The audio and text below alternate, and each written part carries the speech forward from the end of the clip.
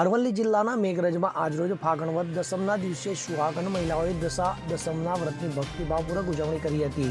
આ વ્રત હોળીના બીજા દિવસથી શરૂ થાય છે તો મહિલાઓએ સવારે સ્નાન કરી શુદ્ધ વસ્ત્રો ધારણ કરી મહાદેવ મંદિરના દર્શન કર્યા હતા। ત્યારબાદ વડના વૃક્ષ પાસે જઈને પૂજા અર્ચના કરી હતી તો વડની આસપાસ સૂતરનો દોરો વીંટાળી કંકુ ચોખા ધૂપ દીપથી પૂજા કરાઈ હતી તો મહિલાઓ વડને ચૂંદડી પહેરાવી અને શ્રીફળ તેમજ અન્ય ફળફળાદી પ્રસાદ તરીકે અર્પણ કર્યો હતો।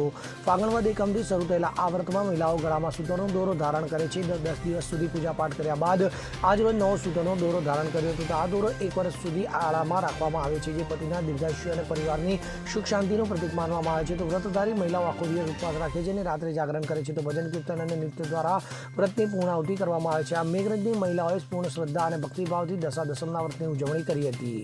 Bureau report CN21 news. હવે જુઓ દેશ દુનિયાની તમામ ખબરો તમારી આંગળીના ટેરવે। ઉઠાવો મોબાઈલ અને Google Play Store પરથી ડાઉનલોડ કરો અમારી CN24 ન્યૂઝ મોબાઈલ એપ।